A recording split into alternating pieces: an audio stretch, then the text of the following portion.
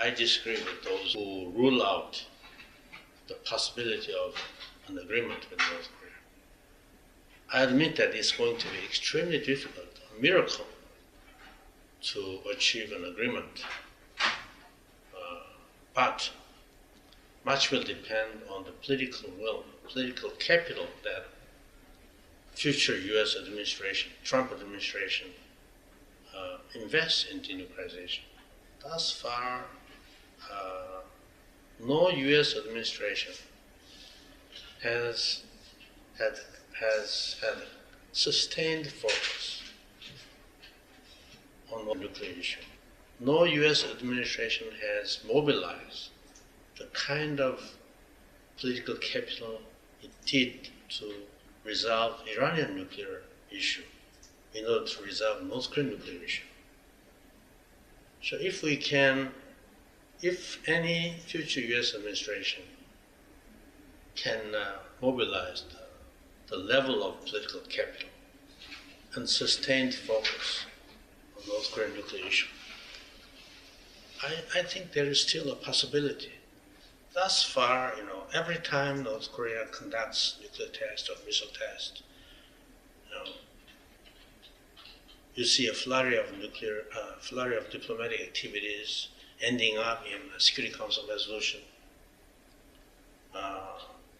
Normally, just token of sanctions that North Korea has no problem in just defying, right? Slightly painful, but not painful enough for North Korea to change its mind. So thus far, the kind of sanctions, the nature of sanctions that was imposed on North Korea for its defiance has been tolerable for North Korea.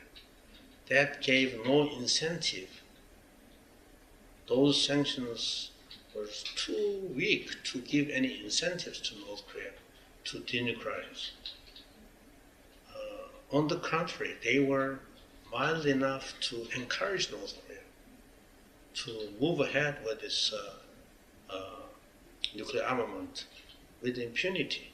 If President Trump is determined enough to use all the tools he possesses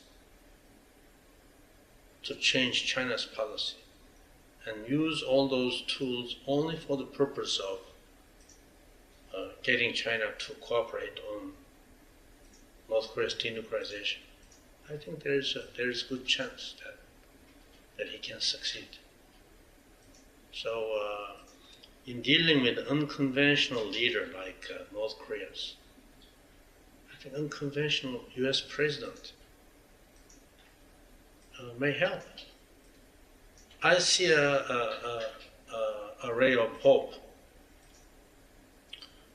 President Trump may be criticized for many other things, but if he uses all the cards he has developed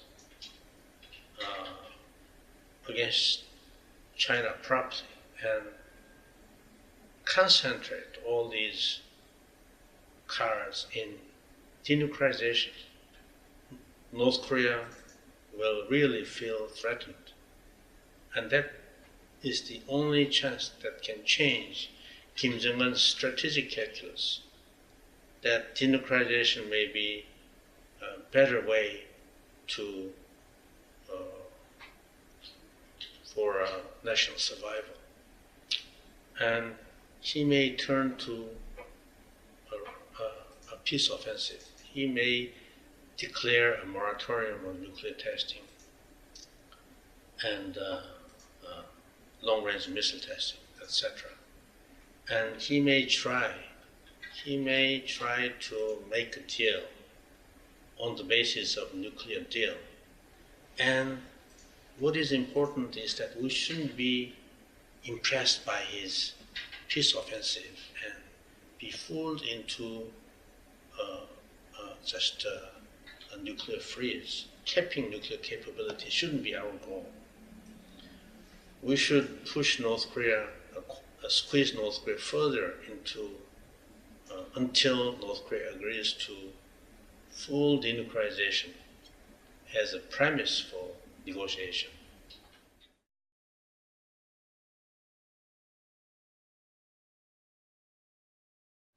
Every time China sends a special envoy to dissuade North Korea, when North Korea tries to detect if China is really serious enough to strangle them into collapse if they defy. And Kim Jong-un's or Kim Jong-il's conclusion is that they will be a little bit angry, maybe a slap in the face, but they do not seem to be serious enough to break my neck or cut my limb. So that's their conclusion. So every time China sends a special envoy, North Korea is encouraged. So nothing will happen. No serious consequences. They talk about serious consequences, but North Korean leader is assured that there will be no real serious consequences. So that has been the pattern thus far. We have to break this pattern. The only thing that North Korea values more than nuclear weapons is North Korea's regime survival. Unless we can do something, the international community, US, ROK, Japan, China can do something to threaten North Korea's survival in the absence of denuclearization. North Korea has no reason, no incentive to denuclearize. So we all that has been done thus far was rather to assure North Korea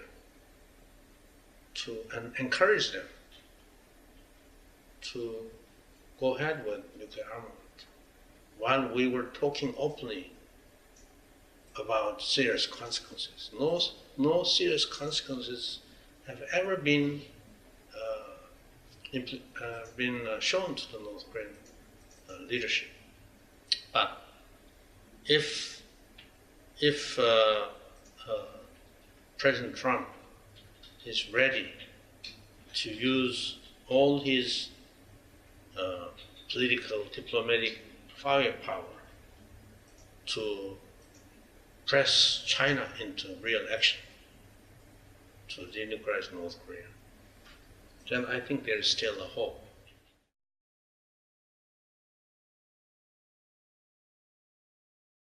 Some people say that keeping North Korean nuclear programs is better than just leaving North Korea off the hook.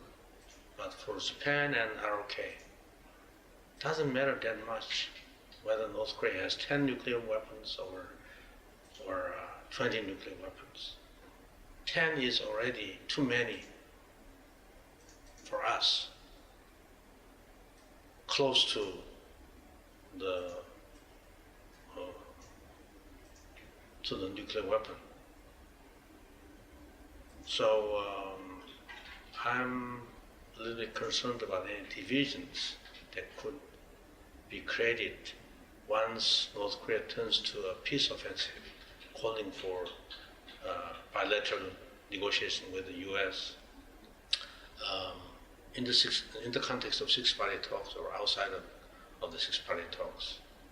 And many in the U.S. will try to settle with a nuclear phrase, believing that denuclearization is out of the question. So that's going to be a very dangerous moment. But if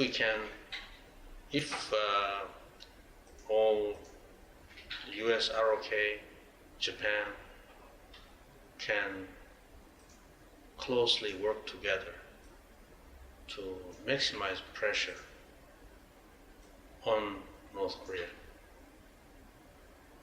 through China, through secondary boycott of all Chinese companies doing business with North Korea, and if necessary using one China card,